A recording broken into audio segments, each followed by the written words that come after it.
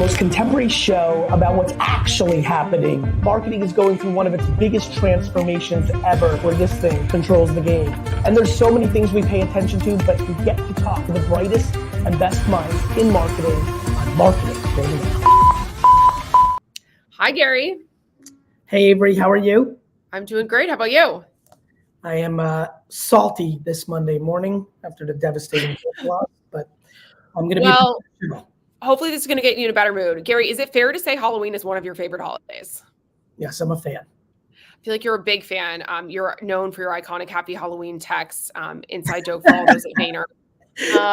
And you know, we love a good festive, relevant campaign at Vayner. So I'm really excited for today's Marketing for the Now, where we're actually going to be covering some of the best Halloween spots, best Halloween campaigns and activations from a bunch of our different brand friends. The first guest we have up here today is David from Opendoor. David is an iconic marketer who has, led many different teams and initiatives. Most recently is the Chief Marketing Officer at Opendoor. So you're going to host him here a little bit, talk about some of the work that we're doing together, talk about the new spot featuring a vampire, and I'll be back in a couple minutes. Sounds good.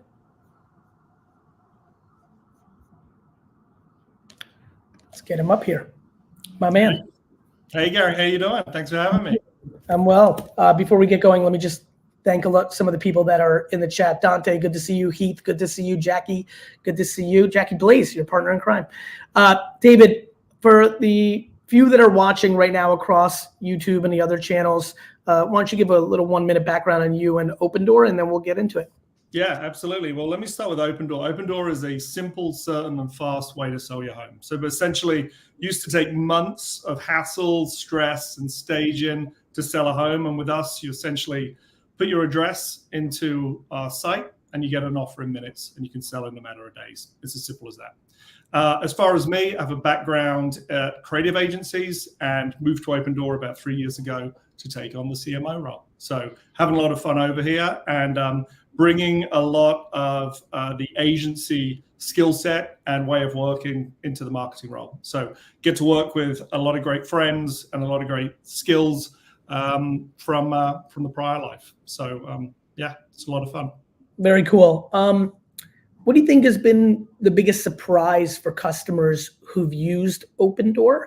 And what do you think is the biggest misconception or not understanding just yet from the customers that have not played with this incredible platform? The biggest surprise that kind of related is there's almost it's too good to be true. Right. So there's like an apprehension of like, what's the catch? And then when they use it, our NPS scores are huge. They're off the charts. So when people use Opendoor, they tell their friends about it because it is as easy as we promise. And they're very happy with the result. So that's kind of that's what we're working with. So a lot of the number one reason people don't use Opendoor is because they haven't heard of Opendoor. So it's really for us at this stage, where I would say we're kind of ascending to be an iconic brand. So it's really about driving awareness. The more awareness, the more consideration, the more conversion, and that's it. The more people that convert with us, the more they tell their friends about the experience, and that's good for us.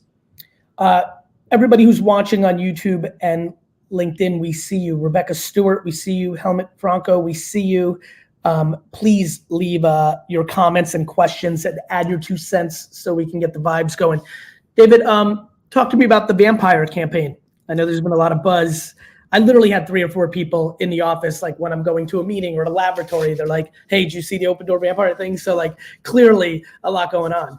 Yeah, I mean, the thing I love about the vampire campaign, like credit to the Vayner team, is so we put about 100 pieces of content a month with the Vayner crew, and using social as an insights machine coming back. One of the pieces of content we've been putting out is this idea called Reasons to Move. And it was like small little snippets of like silly reasons people move, which is one is, you see a spider in the bathroom, reasons to move. You see your neighbor mows the lawn every Saturday morning. It's irritating, reasons to move. Well, we were seeing that bubbling up, high engagement, right? So that was like, okay, this is an interesting creative idea. People are liking it. So putting the two together is, from a business perspective, we were realizing with Opendoor, we can actually remove seasonality in real estate, because most people sell their house during spring, summer, because you need to stage it and it looks better, and people need to tour homes in spring, summer. With Opendoor, you can sell directly to us. So fall and winter, that seasonality goes away. So taking that business insight with that creative insight and putting the two together was how Vampire came to be, which is we created the reason to move, which was this vampire is very happy living in her home in the dark. She looks out of the window and her grandma neighbor, who's a gardener, has decided she's going to garden for garlic. And the vampire decides that's her reason to move. So whatever the reason, whatever the season, she decides to move. We've also got a holiday version, which is coming out in December, which I think Vampire is great. I actually think the holiday version is even better. So you'll have to look out for that. Knowing there's a lot of marketers, CEOs, CMOs listening, people growing in marketing, small business marketers, and then obviously a lot of Fortune 500 marketers. As we kind of, it's October 28th as we're filming this. So we're really, we're getting to the end of the year between Thanksgiving and Christmas. Like everybody knows there's 5, 6, 7 weeks of the year business-wise. As you start to get into that part in your mind, what's in hindsight the thing you most learned this year or changed your mind on? Here's a funny way, given the context of this interview. If there's something that you think most marketers think is scary, pun intended, that you've become less scared of, because there's so much. I get thousands of inquiries on the changing landscape of marketing. If you reminisce about 2024 as a marketer at the highest levels, what was scary that is less scary because you did it? Or if there's no answer for that, as you head into 2025, what would you like to learn more of so it's less scary for you in 2025? I think it's the age-old thing of, perfection's the enemy of great. And I think there's the risk of not producing and making enough. I think you learn more, the more you make, the more you put out into the world. And I think social is you have this amazing ability to create volume where you can learn and adjust and improve. So then you can take it to other media and amplify it. That was my great learning of this year. Like I knew social, I think to a degree. I don't think I knew it as well as I thought I did, but that was the great learning. And then as someone who I think you can spend a lot of time planning your media plans and planning your marketing plans, but I think it's always important to remember the thing the consumer sees is the creative work. And that is ultimately the message the consumer sees. And so ensuring you're always prioritizing that is always... It's a funny dance with the two, right? Creative is the variable of success, but if they don't see the creative, you have no chance for success. Exactly. So they're both important, but I think there's often the risk of like a lot of time is spent on where's the money going? What does the plan look like? Which can often mean then you're going, that's the over mathification of marketing over the last decade. Exactly. And I think one of the things we did this year, which I think my team just did an incredible job with, is like, how can we produce great work, but be really smart on how we produce it? So we produce some work in Peru, keeping production, high production quality, but lowering cost. We were using AI smart to keep production down, but so we could create really good work, but we could keep volume so we could still test into the market to make sure we were learning as we were doing. And that doesn't mean, hold back on all production volume, all production costs, because there's a time and a place where you always need to spend to get quality. But it was also a year where it was like, okay, sometimes you don't know what you don't know. And testing into this seasonality for us, it's like, well, we can have a perfect strategy, but until you put the work into the market, you really don't know what's going to work. So let's be brave and make a few things and put them out into the market and learn. So that was it. It was like, let's make more than we think we need while being fiscally responsible so we can learn and do more of what works best. And I think, using social smartly and using it as an insights machine was the big aha for us this year. It's great, brother. Well, listen, happy Halloween. Go enjoy it. Continued success to you in Opendoor. Awesome. Thanks, Gary. Cheers.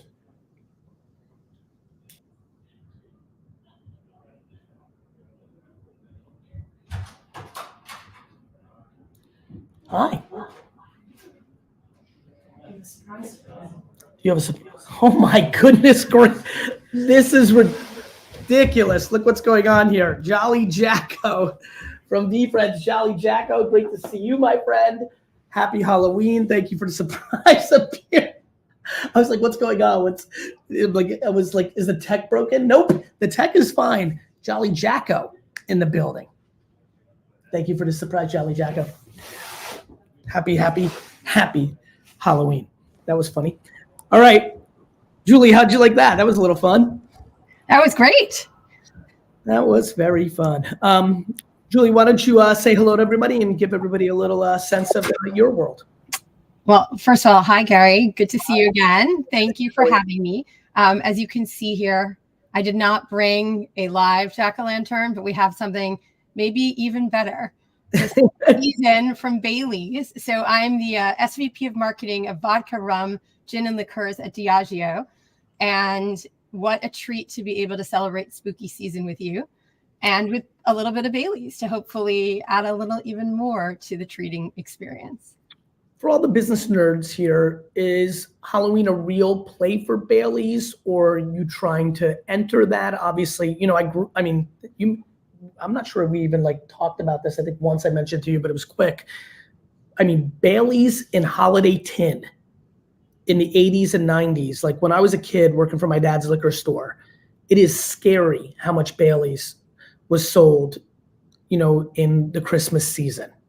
Like I remember when I really started to nerd out on my dad's business, it was a shocking percentage of all the Baileys we sold in the year would happen during the holidays. Are you trying to push the brand up to even, because at least when I was in the liquor store in the 90s, we weren't feeling the effects in Halloween as much as we started to feel it around Thanksgiving into the holidays.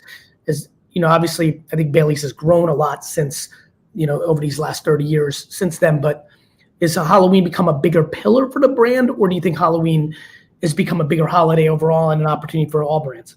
Well, let me start by saying holidays in general are very important for Bailey's because Bailey's is all about championing the joy of treating, right? So there's no better way to treat or to elevate the caliber of celebrations in our world than with Bailey's. However, why we're here today is probably this massive jack-o'-lantern behind me and Chef Amaury Guichon. So we actually partnered with him as part of our Bailey's chocolate liqueur platform. And he helped us actually reimagine all the elevated ways you could use Bailey's chocolate liqueur. And in this case, the pumpkin spice cocktail, which is endemic, not just to Halloween, but this entire season. So to bring this beautiful cocktail to life, Chef Guichon actually created this massive jack-o'-lantern. And you can see a little bit here for scale, made completely out of chocolate. Made it completely out of chocolate. Did somebody get to eat it? Well, not only that, 7 million people have engaged with this content, where we get to see him make this and enjoy the Bailey's chocolate pumpkin spice cocktail. So, we believe there are everyday moments to indulge. It's not just holidays, and to elevate your game of celebrating. And Bailey's is here for it, holiday or otherwise. To nerd out a little bit, I think it's great, and the pumpkin spice thing has been huge. And to your point, it's crazy. It's really. Now that you've built off this momentum, it's the kind of thing that can get introduced. Literally no different than Starbucks, introduced as soon as we're out of Labor Day, right? And it gives you a real pathway to the holidays. Just to nerd out a little bit, back to the audience, what are the biggest challenges on jumping on a new brand to manage as you've gone through your career? When you went on Bailey's, what's the learning curve? What's the culture differences? How do you think about that as a professional? Well, it's always an opportunity to learn and challenge. I love that, right? That always gets me excited. I think big brands, and especially brands that have a long history like Bailey's, which is 50 years, or Captain Morgan, which is one of my brands, there's just lots of opportunity to challenge ourselves, get to know our consumers better, and try new things, as your previous guest mentioned. I love that we're finding ways to build authentic connections with our consumers, that we're inspiring them in new ways, and listening and learning from them makes it fun. What do you think most people that are watching from a Bailey standpoint, what do you think most people are unaware of when it comes to the brand and the occasions and the, really anything from your perspective? Well, I think, those who are big fans know this, but I think there's a world of flavor to explore with Bailey's. We have, a large range of different flavors, whether it's s'mores or churros or chocolate or original Irish cream, which is, our mainstay. That allows us to enter a myriad of treating occasions. That's why are the other flavors that you just mentioned LTOs, limited time offers, or are they mainstays? Some are permanent, some are LTOs.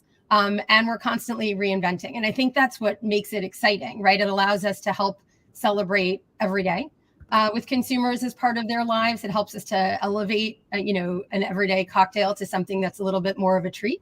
Yep.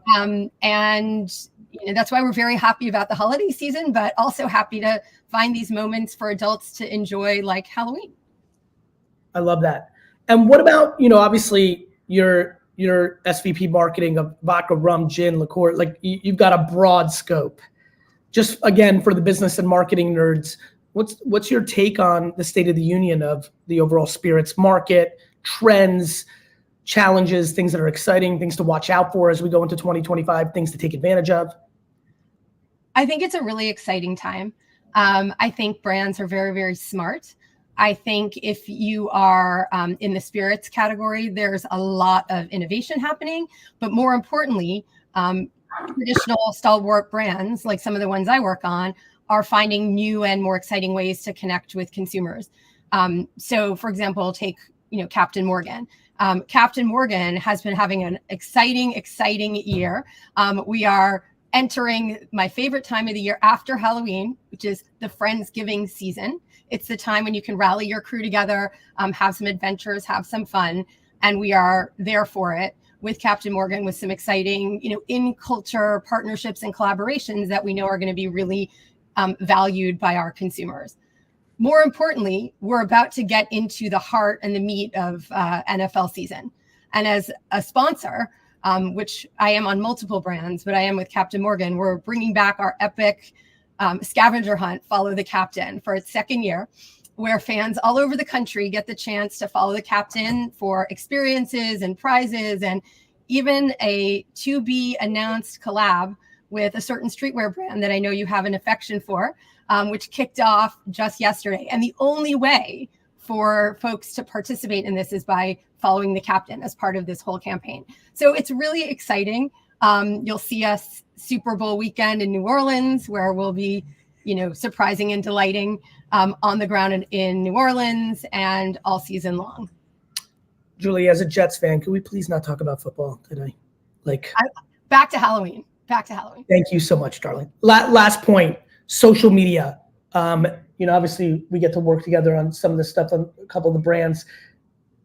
Do you feel the spirits industry is starting to wrap its head around the importance of the channel, your perspective on it, the evolution of it?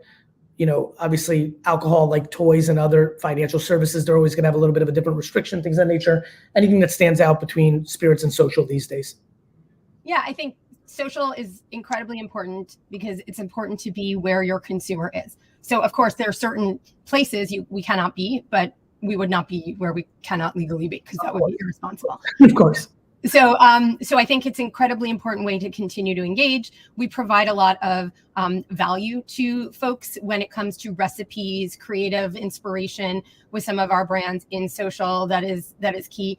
And I think it's an opportunity, again, to listen to our consumer, hear what is valuable to them, understand them, and get better as a consequence. I love it. Julie, thank you so much for being on. Congrats on all your success. Thanks for having me. Online soon. Cheers. Avery? Julie, thank you so much. That was amazing. And by the way, everyone who's watching this, if you have not tried Bailey's Halloween cocktails, like run to their Instagram, get all the recipes. And the churros flavor. Like I literally watched somebody at Fly Fish Club, no, it wasn't Fly Fish, another place, lose their, like literally I was having a meeting at a bar conversation. I had to turn and just could not believe the general excitement of that individual on tasting it for the first time. Julie, I really, like, I wasn't fast enough on the phone to like capture it for like content. It was. We can recreate the experience. Julie, honestly, I'm sure it's remarkable, but this reaction was like, you would have thought there was like $1 million inside the liquid. Oh, Bailey's LTOs are hot. There's like a gray market. It's a whole thing. Bailey's LTOs, run to the store, try your pumpkin spice, get your Halloween. You can see it. The chat has exploded more about this one moment so far than any other moment so far in the beginning of the show. So there is definitely a Bailey's limited time offered flavors cult building, and kudos to y'all. Well, and good news is Bailey's chocolate is permanent, so you can find it all year long. Awesome. Cheers. We need a special Bailey's chocolate cocktail. Thank you, Julie. Thank you. That was amazing. Everybody, Bailey's is the best. And who we're about to bring up is one campaign that I am so fired up about. If you love pickles, if you love Snooki, if you love sandwiches, you are going to love this segment. Gary, we're going to let you go. Wipe away your tears for the Jets, because we have some amazing ladies who are coming up here. I'm going to welcome Mima Johnson, who is our ECD. Who worked on this incredible campaign, and her partner in crime, Suze from Inspire Brands and Jimmy John. So over to you, wonderful ladies. I'm so pumped about this campaign. Yes. Thank you so much. And thanks for joining us, Suze. So happy that you're here. So happy to be here. Oh my gosh. And what a fun one. Today is the official launch of Pickle Witch. So if you are hearing this, seeing this right now, please go to Jimmy John's and you have to try this. This is amazing. And one of the most influential people behind this new offering at Jimmy John's is the fabulous Suzanne DeRouchie, who's joining us as the Senior Director of Social Activation at Jimmy John's. Thank you so much for being here today, Suze. Thanks for having me. Yes, we're so excited for the launch. I saw that a lot of the VaynerMedia folks ordered some Pickle Witches today. And we have been doing the same at our office, and the social buzz is insane. I love it. I'm so happy that it's finally live. So now that it's out in the world, can you give us a little bit of the spooky details, like behind the scenes of how you and the team actually got to this idea of Pickle Witch as we enter Halloween week?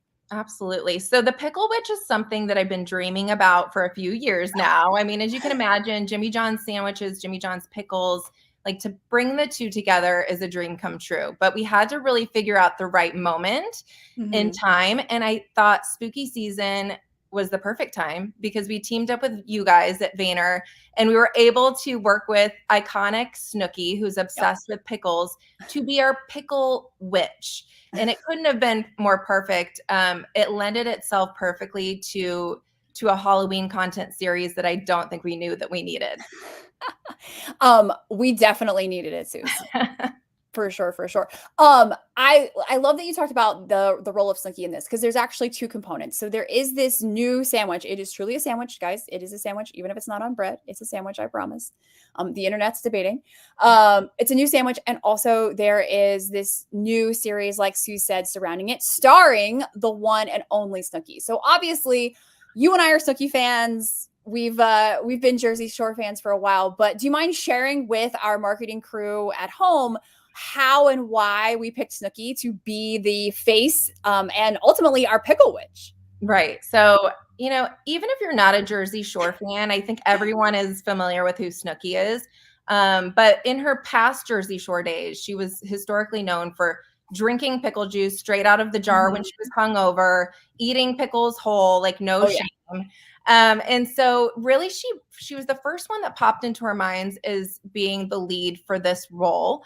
I think, it was aspirational for us to dream of Snooki, so we started to explore more like Halloween, spooky season cohort creators that could lean into that. And, Snooki just kept coming back to us. Like we have to use Snooki. You can't forget Snooki, right? You can't forget her. So, and she iconic Snooki witch in costume with the witch hat with the green hair.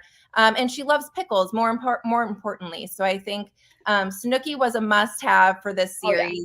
She was a phenomenal actress, even though she's not an actor. She nailed it. You can see her content live on our social channels now, and she's been great to work with.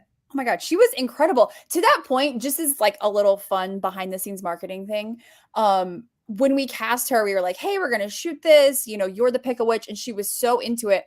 And we said, hey, when you come to set, obviously we're going to give you a costume, wardrobe, things like that. She came to set with green streaks in her hair because she was so committed to being the Pickle Witch. So we were like, oh, we knew it was meant to be. I know. And you could tell she was excited. She brought Joey, her makeup artist. She did the green eyeshadow. Fabulous. I think she was nervous about the makeup, but after it launched, everyone was talking about how great it looked. So she really leaned into the part. It was great. Oh, yes. Fantastic. So yes, if you haven't seen Snooki in her debut as the Pickle Witch, please check her out. It's all over Jimmy John's social and definitely on a couple sites near you. I think the campaigns made the rounds. It was on People this weekend, the Today Show. It was even picked up by Complex over the weekend, which was like a huge win for us. So big. We've got over 1 billion impressions so far, and we're just kicking off the campaign. I know it just launched today, which is bananas or pickles. I guess it's not bananas, it's pickles.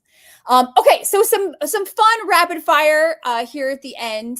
Anything catching your eye that you've been super excited about from this year's Halloween campaigns? Obviously, we talked about Opendoor and their cool vampire campaign. Anything else you're loving? I am loving Duncan's Spidey D content. Yes! Oh my God, I'm obsessed. I know. They did a fun takeover with Spidey. He's on their little cute Halloween donuts. And Spidey's got some attitude. So when we started to pick up on his content, we decided to play around with our Pickle Witch and started to do a little like back and forth romance between Spidey D and the Pickle Witch. It kind of took on a life of its own. But yeah, having a lot of fun watching Duncan in their spooky season. Do I sense a Pickle Witch part 2? Coming up? I feel like there should be. I feel like this is taking on a life of its own. I know. So we'll have to start thinking about next year. Maybe this is like the Valentine's Day continuation. Like there's a little love story there. I don't know. I think so, Mima. We're on to something. You never know. Okay, this is a fun one, and I'm dying to know what your answer is to this. Okay. So if Jimmy John's could go trick-or-treating as anything, any costume, what would it be? I mean, it would have to be a Pickle Witch. I mean, that's what I'm going to be on Halloween. So I think we are actually inspiring real costumes. Just all you got to do is throw on a green sweatshirt, put on a witch hat, and you're the Pickle Witch. You guys, you heard it here first. This is the costume of the season is a Pickle Witch. So we're only 3 days away. If you don't have anything, grab yourself a green sweater, a Pickle Witch, and a witch hat, and you are good to go. Hottest costume on the market. To that point, what do you think? Because you, for those of you that don't know Suze, she is not only an incredible marketer, incredible person, she is a cultural maven. So I'm very curious to know from you, what do you think is going to be the most common like cultural theme costume of the year? What do you think is like going to be that thing that we see on all of our social feeds on Friday morning? Any female icon in music is what you're going to see. Anything from Sabrina Carpenter to Charlie XCX, Olivia Rodrigo. Is that what you're going as? Are you going as Sabrina Carpenter? I got to be a Pickle Witch, but if Sabrina Carpenter wants to dress as actually, our VP of IMC, Kate Carpenter. Yes. Well, her last name's Carpenter, right? Right. Yeah. So it leans itself very well. Her daughter is going to be Sabrina Carpenter. And lean into the I am Sabrina and wear a tool belt. So I think there's going to be a lot of fun. And of course, you're going to have the Swifties out there with Taylor Swift and Travis Kelce. I already think that the kid that dressed as the backup dancer, one of Taylor Swift's backup dancers. Yes. Oh my God. I love him. Oh, sweetheart. Yeah, he was super cute. Love that. Oh my God. I love that. I also have to say, I'm just putting it out in the universe that like people think that Charlie XCX invented Brat Green. Actually, Jimmy John's invented Brat Green because we've had pickles on the menu for years, decades. Right. So I'm just saying we should get a little credit there.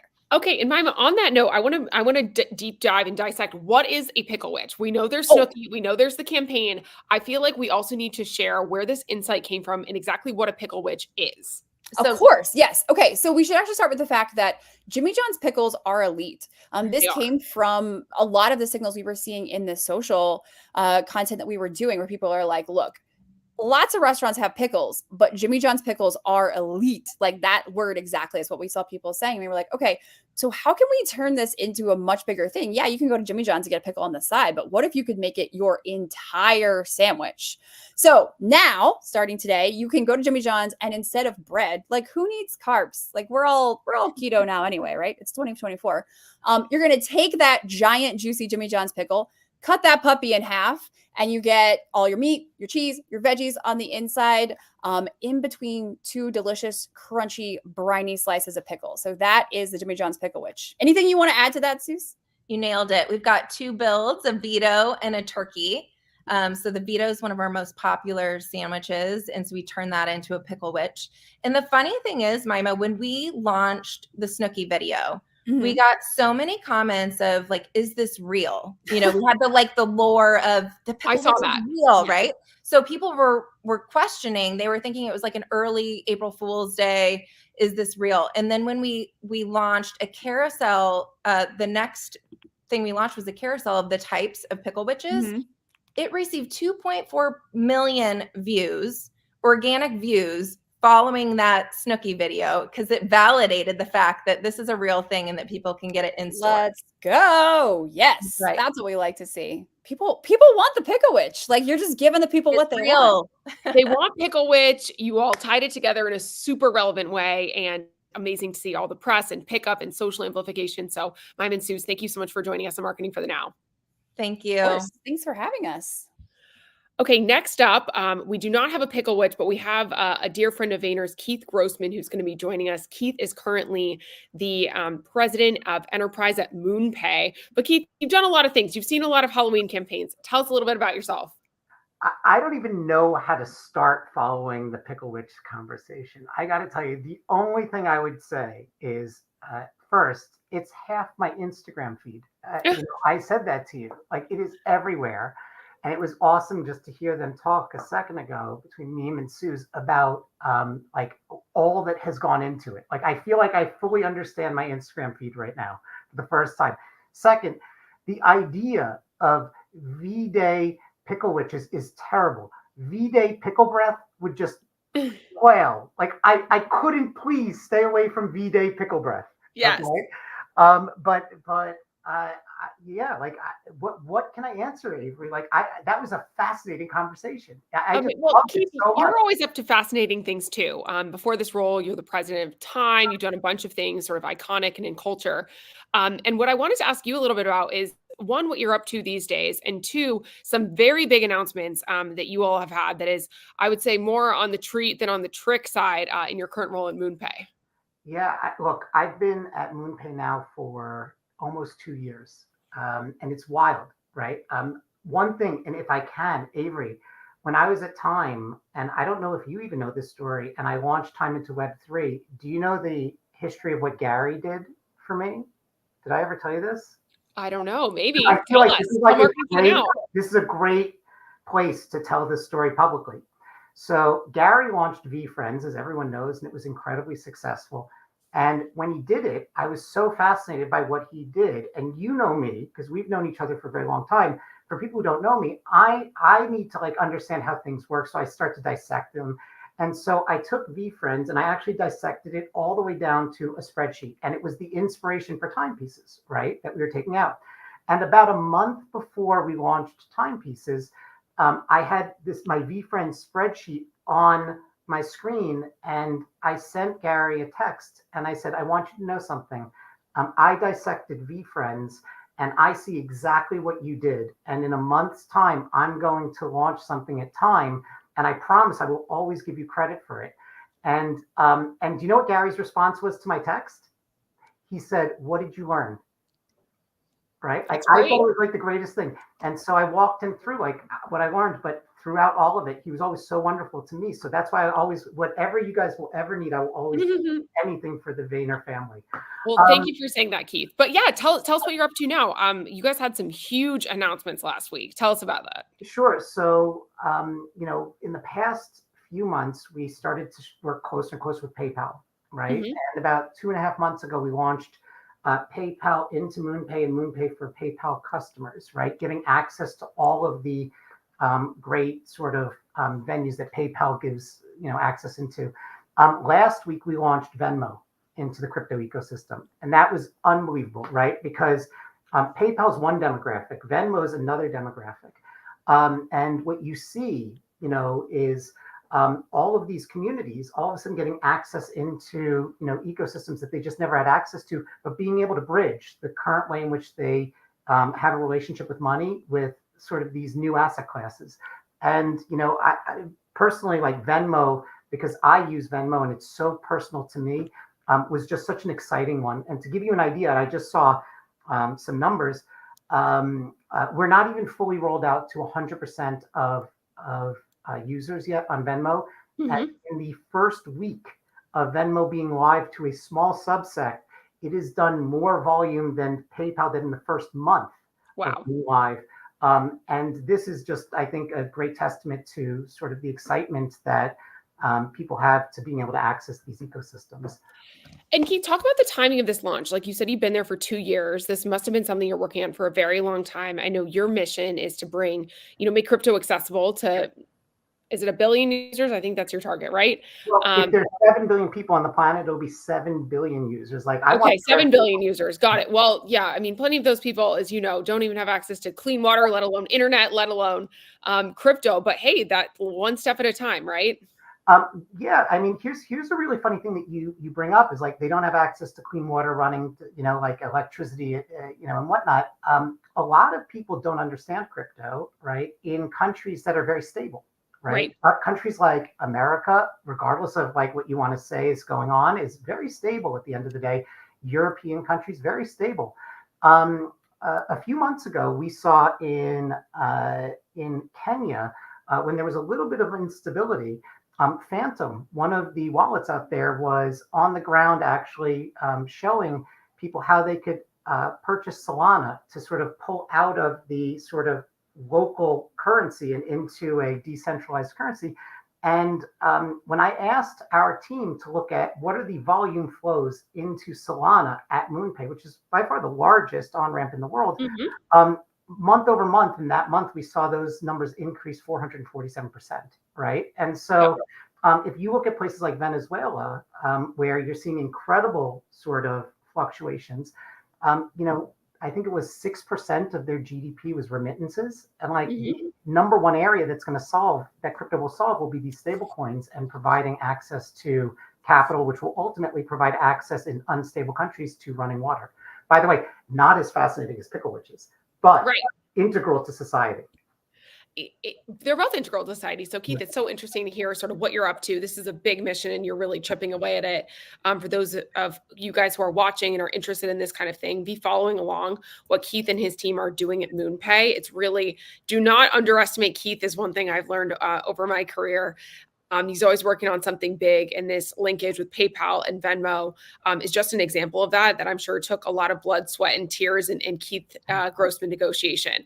But Keith, let's talk about if Moonpay was dressing up for Halloween. How would you go dressed up trick-or-treating? Well, okay, so you have to understand, right? Like if you ask that question to Ivan, our co-founder and CEO, the answer would be something very cool. If you ask that question to me, you get something very, very dorky, right? And so I'm going to go with the safe bet, and I would say like I might dress Moonpay up as Snooki, right? After listening to the last one, I love it. Amazing. And Keith, what interesting things are you seeing in the world of Halloween? So from a Moonpay perspective, and this one is actually fascinating. When you asked me about like what is Moonpay doing for Halloween, from an internal perspective, obviously like we're a remote first company, right? Yep. We're beginning to start to aggregate around London and New York, and we obviously do the costumes. I love this. October 31st is actually the 16th anniversary of the Bitcoin white paper. Wow. Okay. So So maybe you dress up as Satoshi, a white paper. maybe, yes. And, for us, like we're going to do a lot of Halloween celebration around that anniversary, tying it into Halloween. And so there's Amazing. ways. Well, Keith, you brought up V-Friends at the beginning. This is the Jolly Jacko character. For those of you who missed it at the beginning, this is the Halloween-inspired V-Friends character called Jolly Jacko. Keith, thank you for joining us. Thank you for sharing your story. Jolly, thank you for your second cameo. Let's bring up our next guest here. We actually have Shiri Hellmann, who is the VP of Brand at Fiverr. I saw your campaign and I thought it was amazing. So thank you for joining us. Tell us a little bit about yourself. So hi, thank you for having me. I'm happy to be here. Well, I'm Shiri Hellmann. I'm the VP Global Brand Communication at Fiverr. And we're all about helping small businesses thrive. And this year we tapped into it with a Halloween moment. That is amazing. So I believe the campaign is called The Retail Graveyard. Tell us a little bit about like one, that insight, and two, how it came to life. Well, helping small businesses thrive through strong digital presence is one of our main objectives at Fiverr. So for our creative internal team, it's always a priority. It's always on the table, and they're always looking for ideas of how to communicate this message. So they came up with the insight, with inspiration from actually Seinfeld, which I don't know which episode was it, where he speaks about those, like in every city and in every neighborhood, there's this one location that no matter what they open there, it's always like failing, whether it's a pet store or we all know those. We all know this cursed location. So the creative team came up with the idea of let's use Fiverr freelancers with digital marketing to help those businesses break the curse. So we loved the insight. Great. So we had, for having like a great idea, you need to have the great service, which we have, a great universal insight. Thank you, Seinfeld, for that. And then to connect it with the right cultural moment. So when thinking about Halloween, it was kind of like the perfect fit. The time of the year where breaking the curse is super relevant. So that's how it all came about. Amazing. Okay. And, when you think about leaning into cultural relevance and Halloween, was this something that sort of just serendipitously came together, or was Halloween a place that Fiverr has been playing for a while? We haven't necessarily played for a while in Halloween. I think that the search for the right moment for this insight brought in the Halloween theme. And I think with the success we had with this spot, because we also initiated an activation where we offered Fiverr credits to small businesses or people who know other businesses that need help, and then we can help them with our freelancers on the platform. So I think we definitely are going to look into this time of the year moving forward, especially because it's such a fun time. Pure 100% fun. People love a Halloween moment. Kind of like links to it. It's fun. It's friendly. We're well before election period. We're also well before holidays, so it's like not quite as competitive in the auctions. Talk to me a little bit about the activation. I just saw the campaign. I didn't realize you guys did a physical activation as well. Where did that happen? How did that happen? Is Fiverr obviously, you guys are a global brand. I've used a lot of different Fiverr partners and freelancers from outside of the US. Talk about the activation piece. So obviously it all happened on social, which is where everybody lives. And it's something we do very often. Like I think part of the, it's not just about the storytelling, and you're right that Halloween is a great moment there's a lot of appetite for this type of storytelling. It's also about walking the walk and helping those businesses, improving the case that you can thrive with the help of freelancers. So this is something we do on often with a lot of campaigns that we're doing, and we usually like to document all those success stories. And also another thing that we are always doing, that in everything we do, we always incorporate our own community of freelancers with the creation itself. So even this spot specifically, the Retail Graveyard, was created what we called made on Fiverr, or in this specific case, it's literally handmade on Fiverr. Because we work together, when we look for like how can we make an execution that would be an eye candy, speaking of Halloween, then our creative director, Ami, he suggested we'll partner with 2 artists that are part of our community. Their name is True Twins, which are not truly twins, apparently, but they're very, very talented. And their expertise is to create this miniature worlds.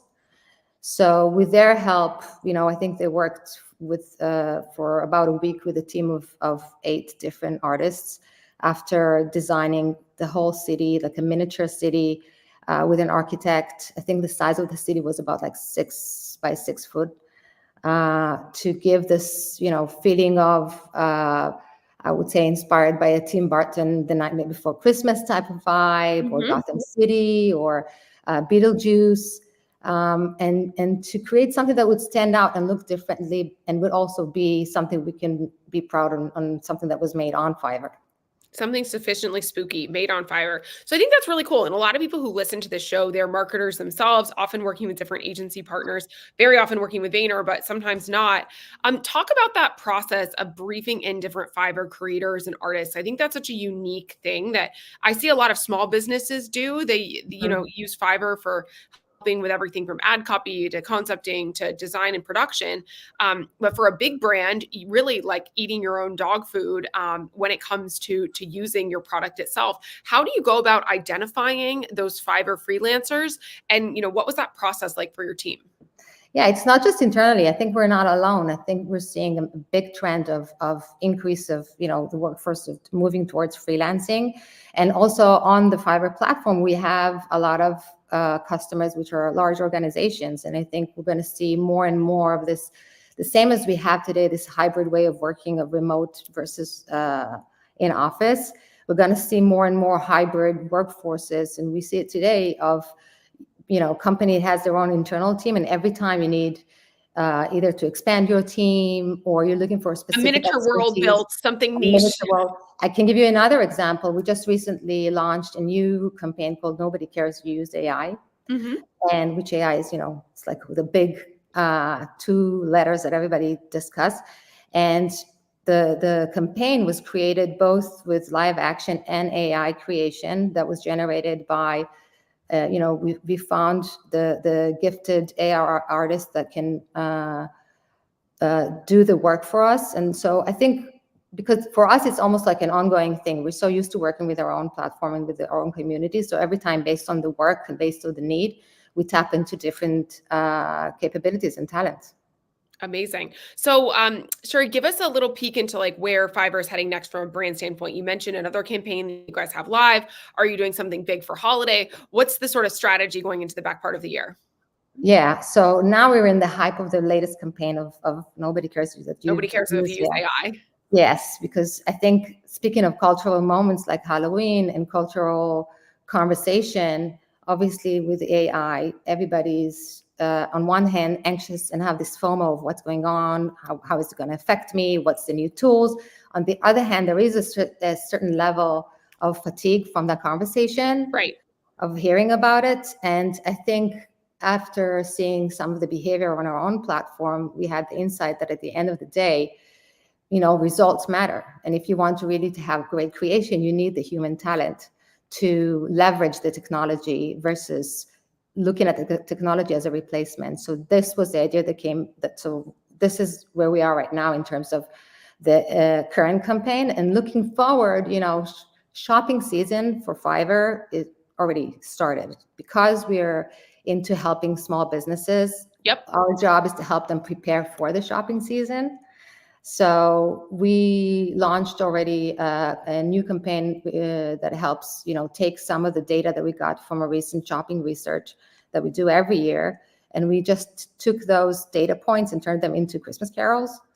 Oh, that's fun. Yeah, it was so really we're cute. pulling things that like verbatims, things that people are saying. Are you using with AI or a little combination of both? This was a bit this was actually mostly live action with a little bit of combination, because some of the data is referring to AI. Yeah. But I think it was fun to use, again, speaking of culture and consumer mindset, taking this very catchy, Christmas carols that we all know and like, and using the data that we have to drive business owners to tap into Fiverr freelancers and to help their business. Amazing. It seems like Fiverr is on the ball with all of the relevant moments, from Halloween and the retail graveyard to this new Christmas Carol thing to, nobody cares if you use AI. We can't wait to see it. And Shiri, thank you so much for joining us on the show. Thank you so much, Avery. Enjoyed it. All right. Amazing. I feel like so Halloween inspired. I cannot wait for trick-or-treating for holiday season.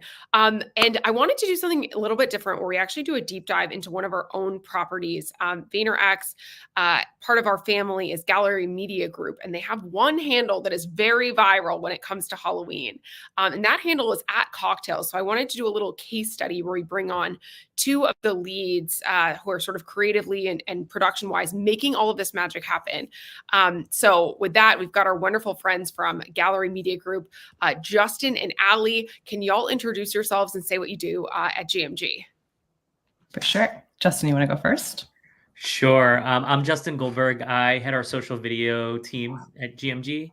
And so that runs, recipes, cocktails, pure wow moms, and ball players. And I'm sure there are others that I am missing, but yeah. And I am the Senior Director of Social Strategy at GMG, so overseeing the strategy side of all those handles that Justin mentioned, both editorially and on the branded content side. But Justin and I work hand in hand on everything we push out on our O&O. And you all are the manufacturers of many a viral, aptly named. So can you give our audience a little bit of an understanding of like how we determine a viral? And then maybe we could even pull up on the screen some examples of ones that we've made for the holiday season and the Halloween season. That I saw a couple of virals as it relates to Halloween, and I thought it'd be a perfect time for you guys to kind of dissect what actually goes into making these. So give us a peek under the hood. Yeah. We can reference one that recently went viral for Halloween, which was the Dracula's Daiquiri. And I can touch on the strategy side, and then Justin can get more into the creative bit. Dracula's Daiquiri. Okay, amazing. So this was a viral. How did we do it? So it's a combination of both the creative and the strategy side. But a few things that we try and focus on when we're brainstorming is like, what are our known truths about the audience? Like, what do we historically see perform well on this handle? So one, with like cultural moments and Halloween, but any seasonal moment, we plan super far ahead. So summer cocktails are going live in April. Halloween's going live in August. The earlier we launch this stuff, the better it does. So we're always finding different iterations of formats and flavors that we know the audience loves. And then for that seasonality moment, like how can we make it witchy or spooky or smoky? Witchy. I feel like witchy is a big thing this year, right? It like is. Maybe it's like linked into brat, but everybody wants to be witchy, witching hour cup and whole thing. Yes. The Dracula Daiquiri in specific, that one got 1.7 million views, 22,000 shares, 24,000 saves. So like just really insane numbers. 24,000 organic saves of a piece of content that we made. And we made that because we knew people are like sort of into this idea of cocktails for Halloween. Maybe they're having Halloween parties, et cetera, et cetera. Yep. We wanted to make it witchy. And then I wonder if 24,000 people are actually going to make it. It seemed kind of like a complicated recipe. We do try and stick to more minimal ingredients, but yeah, some are a little bit more advanced. But yeah, like we know there's some truths about the audience of why this one did so well. We know they love daiquiris, no matter the time of year. We can do daiquiris when it's snowing outside or in the summer. Like people love that. They love seasonal twist on like classic cocktails. So a daiquiri, how can we make it more Halloween-y? And they also love frozen drinks. And similar to daiquiris, like they love frozen drinks, winter, spring, fall, summer, doesn't matter. But yeah, it's basically what we did here is remixing a version of that classic cocktail and putting a spin on it that, like cocktail enthusiasts might want to try it, but also like people who want a sense of familiarity, they also be open to experimenting with something like that for a party or whatever it may be. And like I mentioned, with us launching that content as early as possible, in September, 62% of our viral content was tied to Halloween or the fall season. Okay, so seasonality makes a huge difference in things like at cocktails content. Like people are looking for seasonal things. Maybe they're hosting parties, maybe they're entertaining, maybe they're just looking to create their own viral moments. Exactly. So that's a bit of the strategy side, but Justin can also tap more into the visuals. Yeah, totally. I think like obviously knowing all of that, we'd think, okay, well, everyone's going to, if we do all Halloween content, it's all going to go viral. Obviously that is not always the case. And I think like what separates this specific video, I think apart are a few different kind of production visual cues that we use, like the servingware, which I don't know if you saw the viral piece, but it's like really interesting. Our audience is really interested in servingware. They're interested Explain in what you mean by that, Justin. Like, what do you mean by servingware? so like really interesting things to hold, whether that's cocktails or food, things that you're actually serving it in, and someone that someone could possibly purchase on Amazon or purchase, like go to their local store. They haven't seen something unique. And so that will tie your eye right there when you, especially if you're opening with like that. a little cauldron, a little something or like, yeah, exactly. So I think this one was like a goblet, but like all kinds of different things like that. And then the vampire gummy teeth that we had, that like the garnishes really set the things apart. So you see that right up at the top of that video. And then you see a pour as well, like that red pour. And it's just like so vibrant. And I think like all of those things combined and those garnishes in the first like beat like the first 1 to 3 seconds of the video just pulls you in. And then there's like a couple things in the background that you don't want to distract audience from, but you kind of want to give that festive vibe. So like in this one, like there's some simple but subtle Halloween cues in the background, and I think that also drives the context. All of a sudden there's a Halloween video, like let me stop because I see that in the background, but it's kind of subtle subconsciously. So I think those things, and obviously like all of our stuff is usually shot on an iPhone. So like it's easy to make for our team usually. And the production quality, like everyone notices, okay, this is like something that I could potentially do at home or shoot at home. Amazing.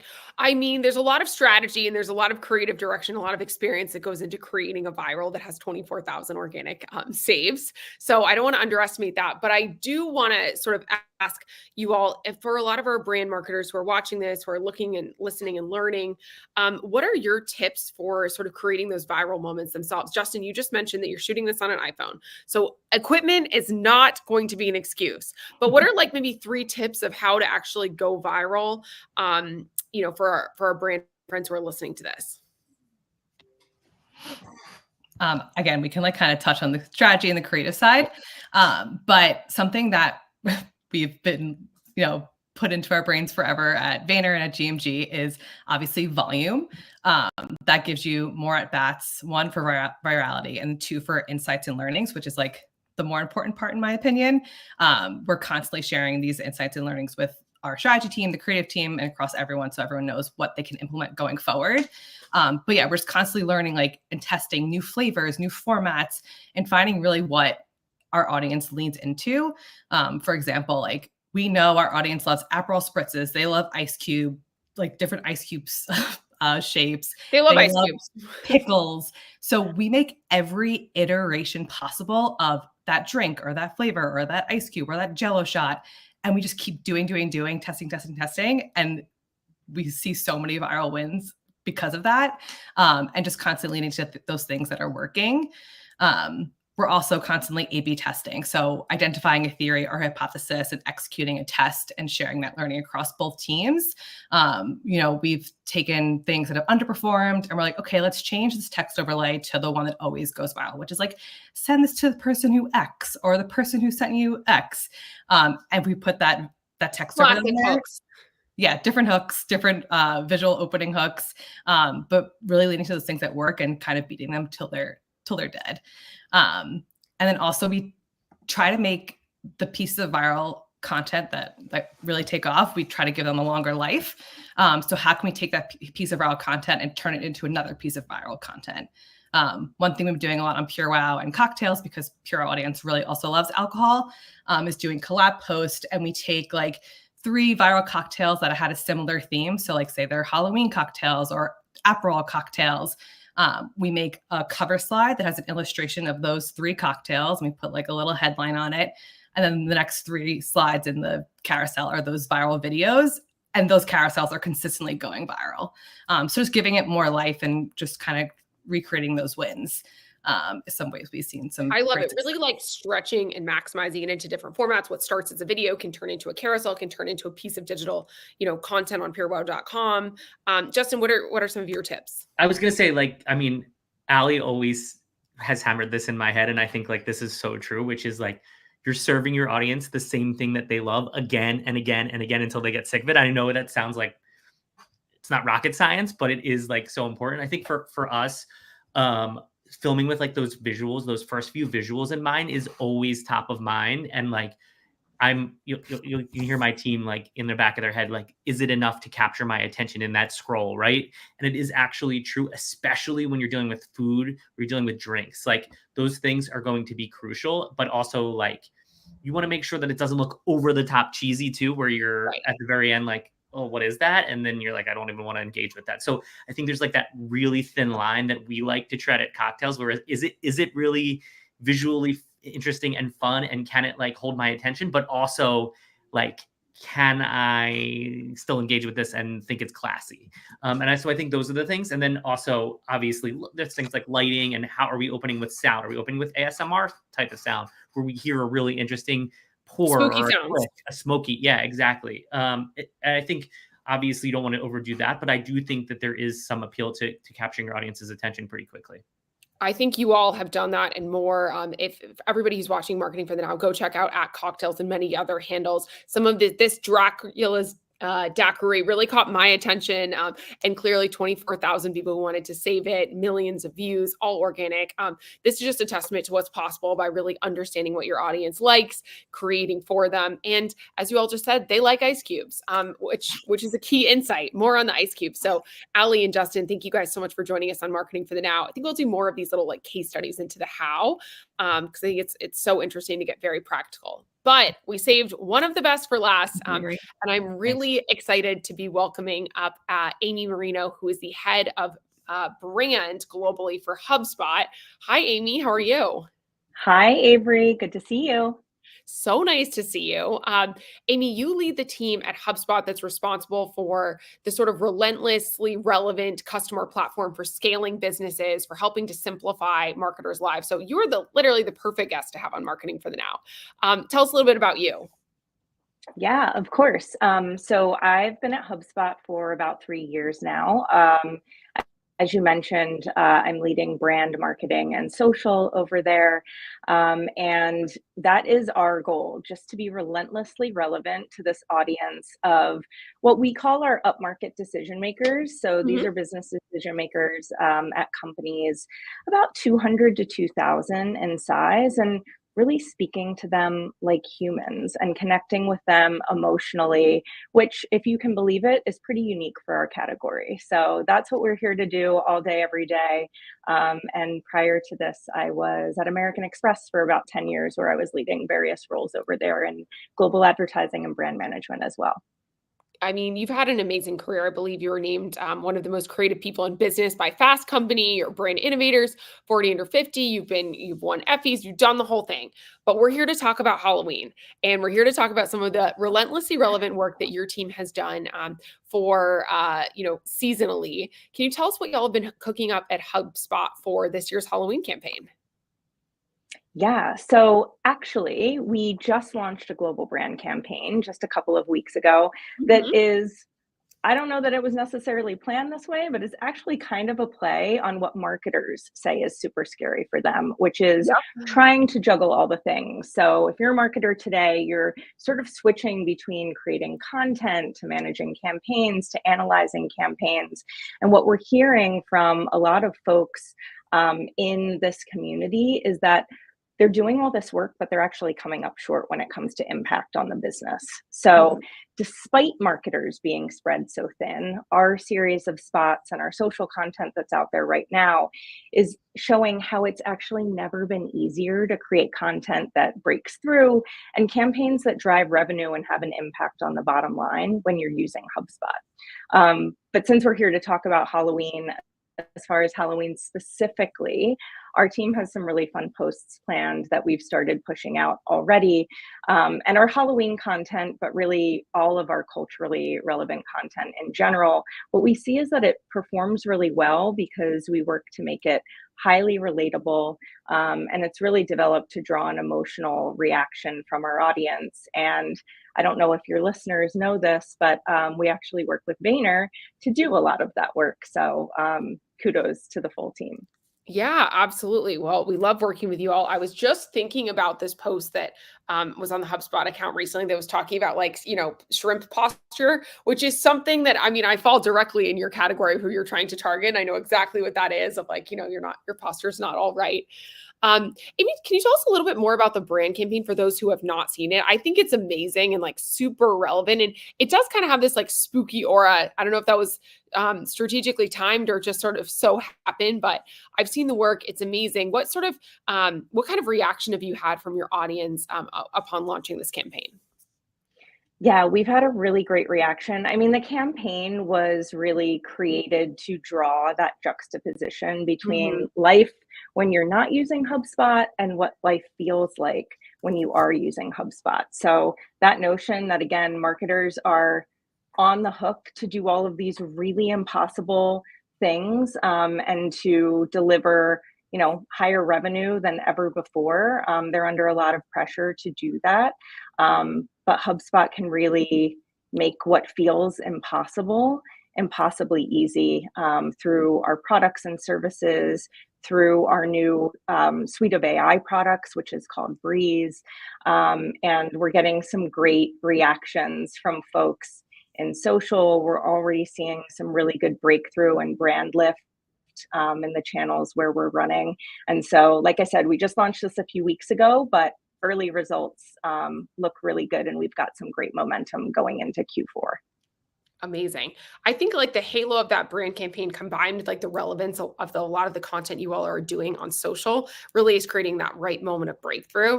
And you touched on some of the sort of Halloween inspired relevance posts. I saw a couple that were really good, including the sort of, Halloween costume that's super relatable to all the in-office people.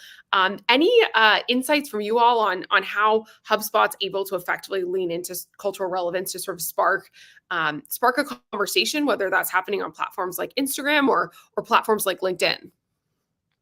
Yeah, so right now for us and also for our customers, we're all pretty deep into Q4, which for any business is really a make or break time of the year. And for our customers, we know that they're trying to bring those deals over the line before 2025.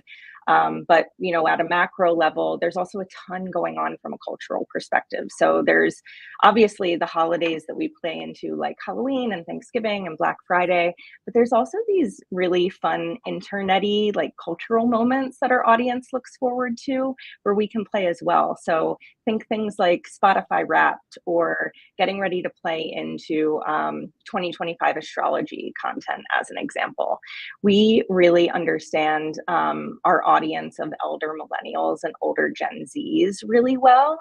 And we try to, in social, mirror the code switching that they're doing between their role as, a business decision maker and their role as a consumer by acknowledging pop culture and trends and speaking to them like they want to be spoken to, understanding meme culture, kind of doing it with this twist of having a business context. So we know that they index really high on that kind of content. And so when we can play in this space with an angle that adds some dimension to their corporate personas, we see a lot of traction. And Avery, you brought this up, so I can talk about it a little bit too. Last week, we posted our own version of the Spirit Halloween costume meme, but we showed the scariest personas that you can run into in the workplace. So think like cold caller level 500, Brian from legal, the unhinged social media manager, very relatable content, which we know and feel because, that was a static carousel post that we put out across all of the platforms that we activate in. So Instagram and LinkedIn and TikTok. And just looking at like a platform like LinkedIn alone, which, some people think is only for business content, but it is not. We're seeing a lot of really fun meme-based and trend-based content take off there. It's got over like 2,000 interactions. People are sharing their own costume ideas in the comments, which are hilarious. So we know that it's a hit. And then I guess I would say, like, broadly, we found that optimizing to speed is really essential. So when there's not a lot of time for production, or we've got to jump on a trend right away, we'll do things like pop up with really lighthearted text-only posts, even in platforms like LinkedIn and Instagram, which are, you know, very video and image based. But it's super simple. Like I said, it helps us optimize to speed and helps us stand out in this B2B sea of content that's usually focused on self-promotion or webinars or hot takes. And maybe the biggest vouch that I've seen recently is that someone told us that they love how HubSpot is making LinkedIn feel like the heyday of fun on Twitter. And I'm obsessed with that. HubSpot's LinkedIn, for everyone who's watching this and, you know, watching the replay, HubSpot's LinkedIn is fire, especially for like exactly how you described it, that audience of decision makers, the, you know, elder millennials who are, elder Gen Z and early millennials who are using HubSpot or considering, you know, marketing automation platforms. I think it's been written in a bunch of different like trade press. I've seen comments about it. And I think you all do a really nice job of balancing that relevance with also balancing sort of, you know, communicating about the product and the benefits. LinkedIn is a channel, you know, we love at Vayner, and even things like Halloween, like people are talking about LinkedIn. People are talking about Halloween campaigns, costumes, etc. We're live streaming this on LinkedIn right now. So the whole thing is very meta. Amy, I can't believe we're already at time here, but thank you so much for joining us on Marketing for the Now, for sharing a bit about your brand platform, a bit about your Halloween viral posts, and also a little bit about your LinkedIn strategy, which we need to go deeper into on a future episode. I would love to. Some of my favorite Halloween content is showing up on LinkedIn. So you are not wrong, Avery. Hope to talk to you again soon. Amazing. All right. Thank you, Amy. And thank you, everybody, for tuning in for an extra special Halloween episode where we heard from incredible leaders from Opendoor to Jimmy John's to Bailey's to HubSpot. We heard from Matt Cocktails. We heard from Moonpay. Just an incredible, really fun episode. And of course, can't forget our friends at Fiverr. Really cool episode. Let us know if you like this kind of a format, if you think this is interesting to dive into a specific cultural moment. And big shout out to Jolly Jacko for showing up not once, but twice for a little cameo. So hope you all have a wonderful day. Let us know what you thought in the comments and catch you next time, Marketing for the Now.